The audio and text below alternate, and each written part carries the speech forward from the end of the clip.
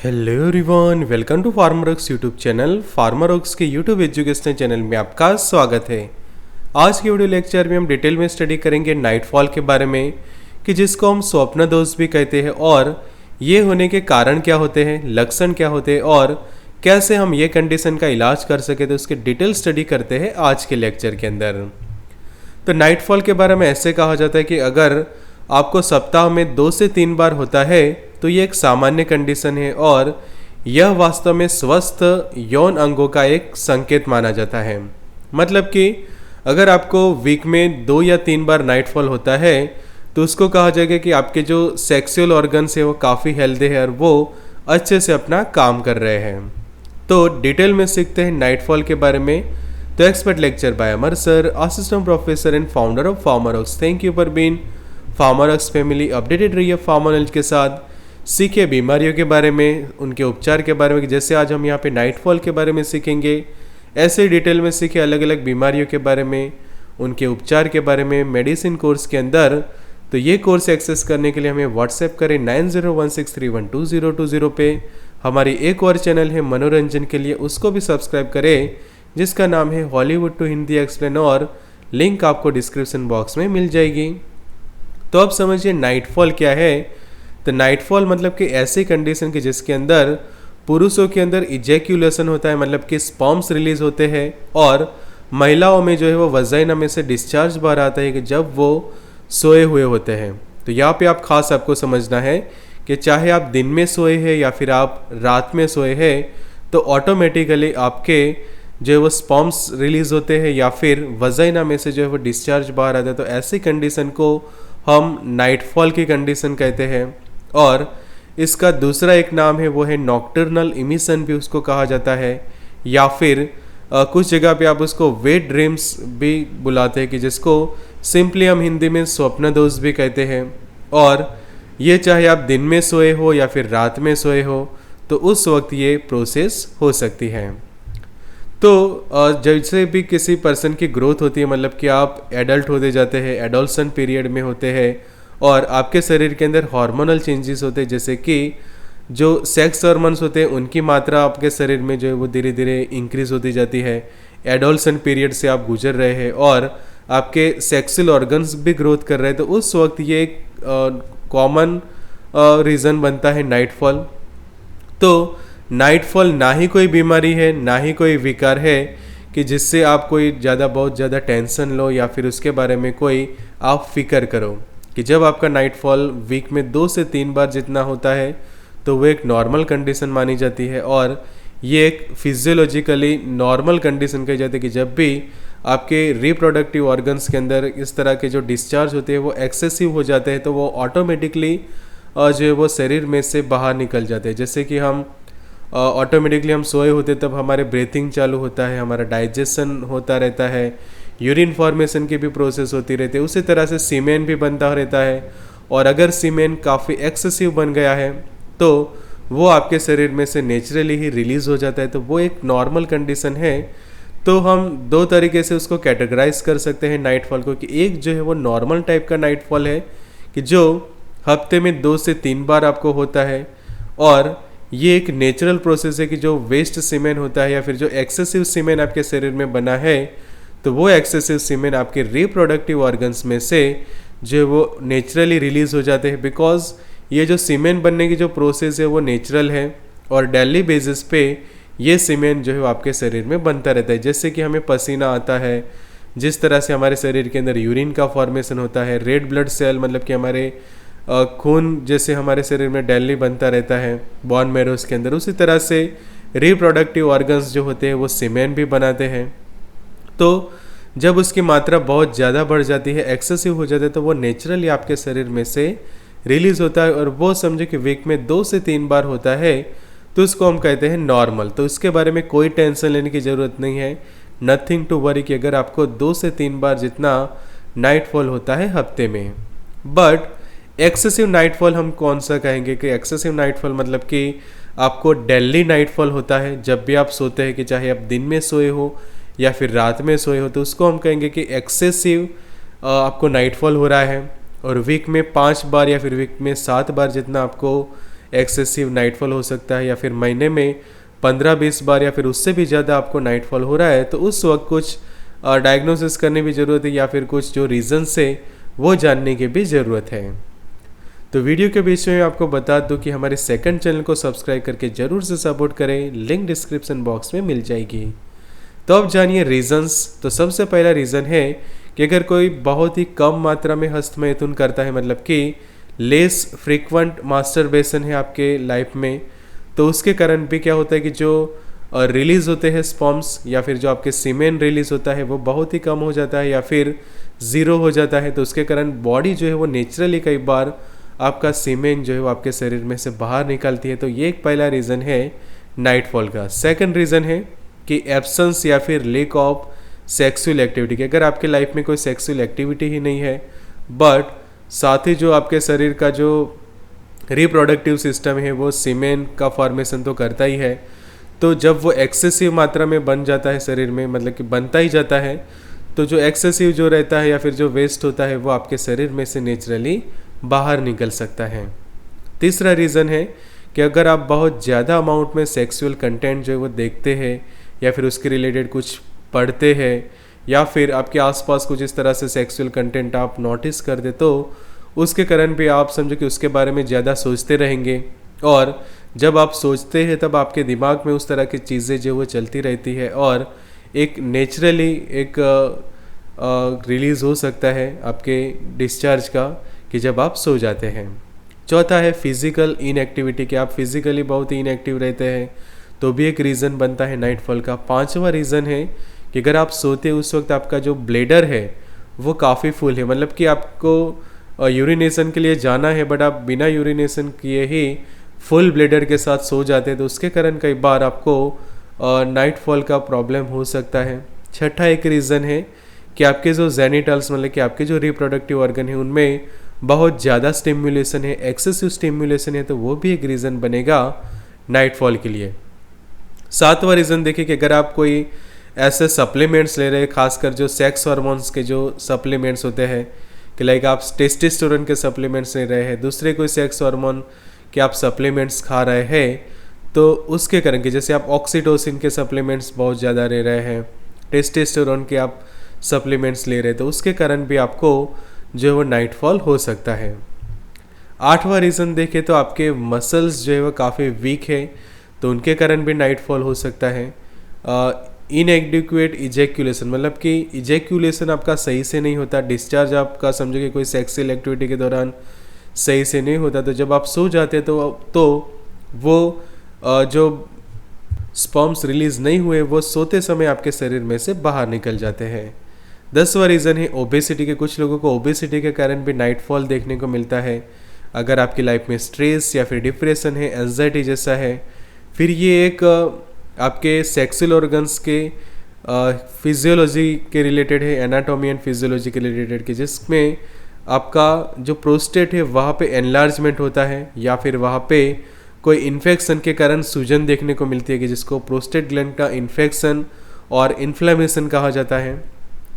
13वां reason भी वो बनेगा कि आपको कुछ नर्वस सिस्टम रिलेटेड प्रॉब्लम है, बिकॉज ये सभी जो चीज़ है वो स्पेशली हमारी नर्वस सिस्टम हैंडल करते हैं, कि जो ब्रेन है हमारा वो ये सब एक्टिविटीज़ को कंट्रोल करता है। तो अगर आपको नर्वस सिस्टम रिलेटेड ही प्रॉब्लम है तो भी नाइटफॉल हो सकता है। और 14 कोई मेडिकेशंस के साइड इफ़ेक्ट्स के कारण, कि अगर आप एक्सेसिव कोई ऐसे सप्लीमेंट्स लेते हैं कि जो आपके सेक्सुअल पावर बढ़ाने के लिए या उस तरह से आप यूज़ करते, तो वो भी आपको नाइटफॉल जो है वो करवा सकती है। तो कुछ ऐसे मीथ, मतलब कि जो कुछ गलत बातें हैं कि जो उनका कोई साइंटिफिक रीज़न नहीं है नाइटफॉल के बारे में, तो वो कुछ जानते हैं। तो पहला मीथ ये है कि इट इज़ अ रेयर। ऐसा नहीं है कि ये गलत बात है कि रेयर नहीं है, बट ये मोस्ट कॉमन भी है और नॉर्मल भी है। बहुत सारे लोगों को जब वो रिप्रोडक्टिव एज में होते, कि उनकी जब शरीर में ग्रोथ होती है, सेक्स हार्मोन्स की मात्रा शरीर में जैसे जैसे बढ़ती जाती है, तो उनको नाइटफॉल जो है वो देखने को मिलता है। तो ये कोई रेयर नहीं है कि सिर्फ कुछ ही लोगों को देखने को मिलता है और वो बहुत बड़ी बीमारी हो गई है, ऐसा कुछ लोग सोचते। तो ऐसा कुछ भी नहीं है, ये एक नॉर्मल कंडीशन है और कॉमन है बहुत सारे लोगों के अंदर। सेकंड कि इरेक्शन प्रॉब्लम होता है कि अगर आपको नाइटफॉल होता है, तो ये भी एक गलत मीथ है। सही बात यह है कि नाइटफॉल और इरेक्शन से एक दूसरे के साथ कोई भी लेना देना नहीं है, तो नाइटफॉल जो है वो इरेक्शन के ऊपर असर नहीं करता है। तीसरा, इज़ इट रॉन्ग? तो नो, ये बात गलत है, ये कुछ भी गलत नहीं है। और नाइटफॉल जो है वो एक नॉर्मल बात है, नॉर्मल एक प्रोसेस है कि जो आपके शरीर में बना जो एक्सेसिव सीमेन है और जो स्टोर होता है बॉडी में, उसको एम्प्टी मतलब कि उसको खाली करने की एक प्रोसेस है। चौथा हम देखें जो मीथ कि जो फैलाया जाता है बहुत सारे लोगों के द्वारा कि नाइटफॉल जो है वो आपको कमज़ोर कर देती है, वीक कर देती है, तो ये भी बात एक गलत है कि वीकनेस और नाइटफॉल से कुछ भी लेना देना नहीं है, उन दोनों के बीच में कोई ऐसे रिलेशन नहीं है। बट वीकनेस तभी आ सकती है कि किसी बीमारी के कारण आपको नाइटफॉल हो रहा है, जैसे कि आपको प्रोस्टेट ग्लैंड के इन्फ्लेमेशन के कारण हो रहा है, किसी नर्वस सिस्टम रिलेटेड कोई बीमारी है आपको, तो उसके कारण आपको वीकनेस आ सकती है, ना ही के नाइटफॉल के द्वारा।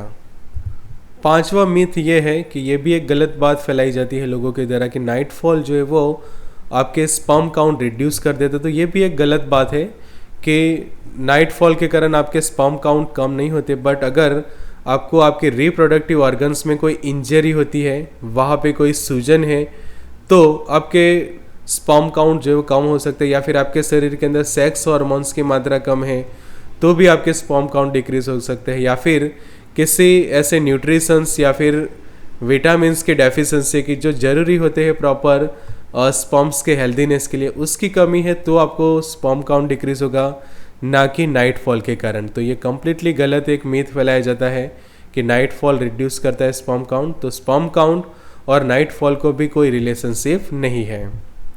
छठा कि नाइटफॉल के कारण आपके जो पेनिस है उसकी साइज़ जो है वो रिड्यूस हो जाती है या फिर वो सिकुड़ जाता है, तो ये भी एक मीथ है कि नाइटफॉल को कुछ भी लेना देना नहीं है, या फिर नाइटफॉल जो है वो अफेक्ट नहीं करता पेनिस के साइज़ के ऊपर। ये कम्प्लीटली एक मीथ है, झूठ फैलाया जाता है लोगों के द्वारा। तो जो नॉर्मल जो हम साइज़ कहते हैं आपके रिप्रोडक्टिव ऑर्गन की, तो वो खास कर रहती है 3 to 6 इंच की, जब वो प्रॉपर इरेक्शन की कंडीशन में होता है, तो नाइटफॉल से उसके ऊपर कुछ भी असर जो है वो नहीं होता। तो अब बात करते हैं ट्रीटमेंट की नाइटफॉल के बारे में। तो ट्रीटमेंट जो है वो basis on causes and reason की। अभी जो हमने रीजंस जाने, तो वो रीजंस के बेसिस पे ही ट्रीटमेंट होता है कि अगर एक्सेसिव नाइटफॉल हो रहा है, तो पहला कि अगर आपको प्रोस्टेट ग्लैंड के इन्फ्लेमेशन के कारण हो रहा है, तो सबसे पहले आप इलाज कराएं कि आपकी प्रोस्टेट ग्लैंड का इन्फ्लेमेशन जो है वो अच्छे से ठीक हो जाए, तो ऑटोमेटिकली आपका नाइटफॉल का प्रॉब्लम भी सॉल्व हो जाएगा। बिकॉज आप रीज़न पता लगाए, अगर आपको रीज़न पता चलेगा तो ही आपका नाइटफॉल, मतलब कि जब एक्सेसिव हो रहा है, अगर नॉर्मल हो रहा है वीक में 1 बार हो रहा है, 2 बार हो रहा है, 3 बार हो रहा है, तो दैट इज़ नॉर्मल।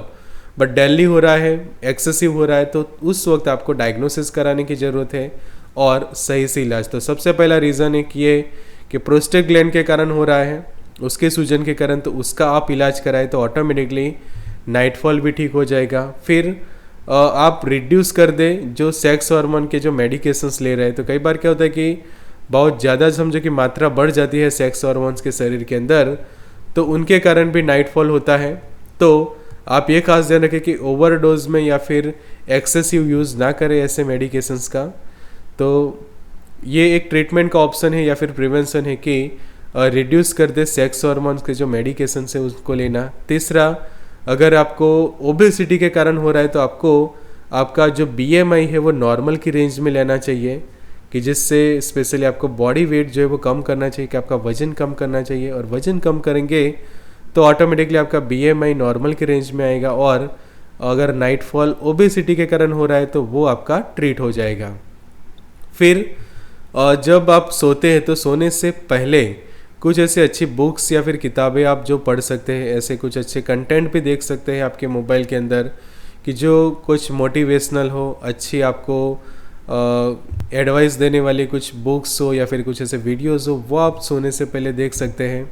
फिर जो सेक्सुअल कंटेंट समझो कि आप काफ़ी ज़्यादा देख रहे हैं या फिर ज़्यादा पढ़ रहे हैं या फिर सुन रहे हैं, तो वो जो है वो आपको कम कर देना चाहिए। सातवां, अगर कोई स्ट्रेस है आपकी लाइफ में, कोई चिंता है या फिर डिप्रेशन है, तो वो आप रिड्यूस कर देंगे। उसके रिलेटेड जो आप ट्रीटमेंट लेंगे कि अगर आपको स्ट्रेस है, एंजाइटी है, डिप्रेशन है, तो प्रॉपर आप साइकोलॉजिस्ट को विजिट करें, आपका डिप्रेशन का इलाज कराएं, एंजाइटी का इलाज कराएं, या फिर लाइफ में स्ट्रेस कम करें तो भी नाइटफॉल जो अगर वो रीज़न से हो रहा है तो वो आपका ठीक हो जाएगा।